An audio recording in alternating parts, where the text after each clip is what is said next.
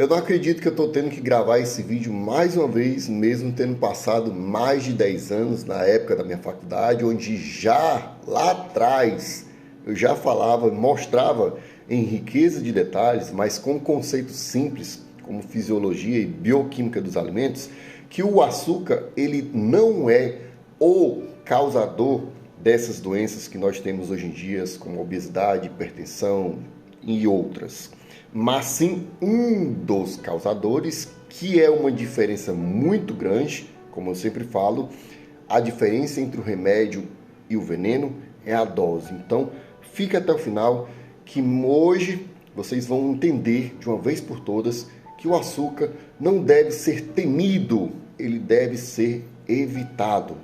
Bioquímica básica, mas não se preocupe que vocês vão entender. O açúcar, ele é um disacarídeo, que é a formação de dois tipos de açúcares, a glicose e a frutose.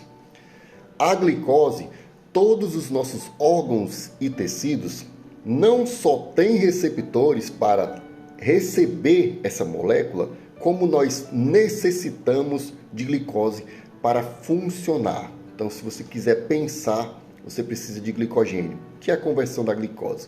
Para o seu coração bater, você precisa de glicose.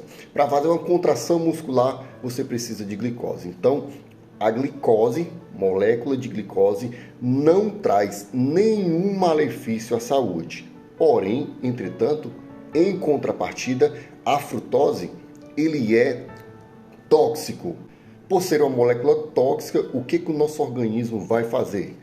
Ou ele vai metabolizar e transformar essa frutose em uma substância que o nosso corpo entenda e absorva, ou ele vai tentar excretar. Maior parte das vezes, o que o nosso organismo escolhe fazer? Transformar a frutose em glicose. Infelizmente, no processo de transformação da frutose em glicose, gera uma molécula chamada VLDL, que é uma lipoproteína que não é boa para o nosso organismo. Porém, vamos dar um exemplo para vocês entenderem o quanto isso pode ser benéfico ou maléfico, dependendo do contexto. Ao ingerir aproximadamente 30 gramas de sacarose, que é o açúcar de mesa, 15 gramas vão se converter em glicose. O organismo vai utilizar de forma tranquila, porque, como eu falei, nós metabolizamos a glicose eficientemente. Já as outras 15 gramas de frutose, o que vai acontecer? Dessas 15 gramas, aproximadamente 7,5 a 10 vão virar glicogênio.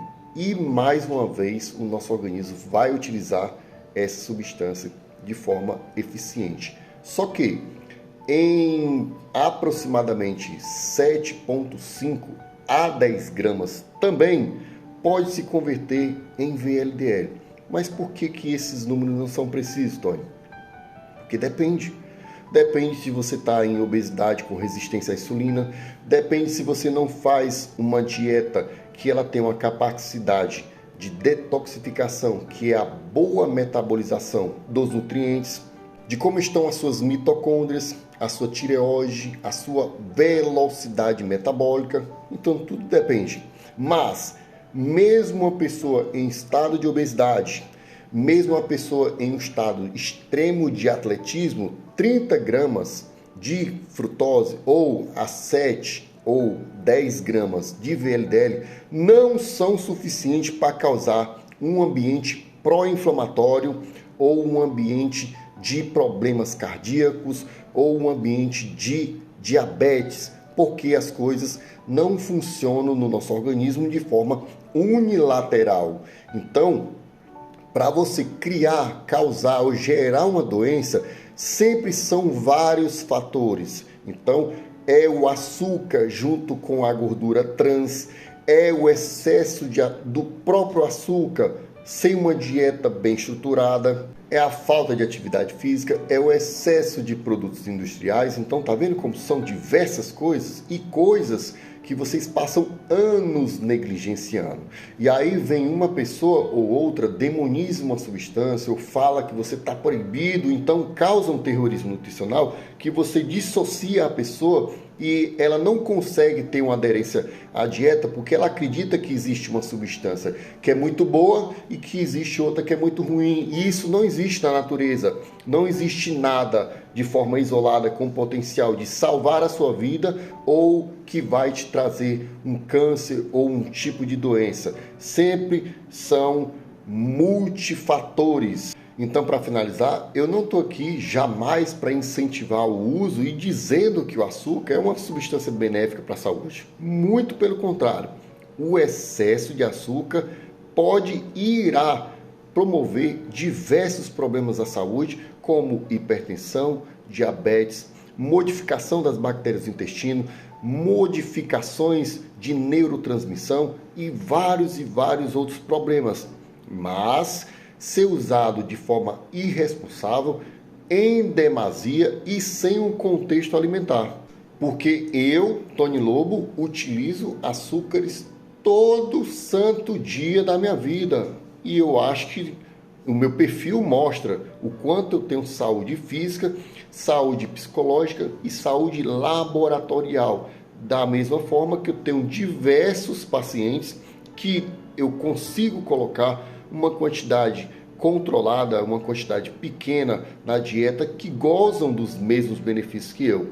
Mas eu também tenho vários pacientes que eu digo, melhor a gente retirar durante um bom tempo, depois que a gente chegar a um certo ponto de saúde, de diminuição de peso, de controle de apetite, que alguns têm compulsão alimentar e é bom essa retirada. Enfim, o que eu estou querendo dizer é que cada pessoa é individual e cada conduta deve ser tomada a partir do paciente e não de alguma tabela ou de alguém que falou alguma coisa. Então é isso, meus amigos. Eu acho que eu fui claro, espero eu. Queria pedir um enorme favor a vocês, para vocês enviarem esse vídeo, principalmente para aqueles médicos que gostam de um terrorismo nutricional e sequer leram um livro de bioquímica na vida, mas pegaram um trecho de algum artigo científico onde ele não viu nem a conclusão e já falou que o açúcar era o veneno, que o açúcar vicia, que o açúcar era aquele trambeiro que a gente está acostumado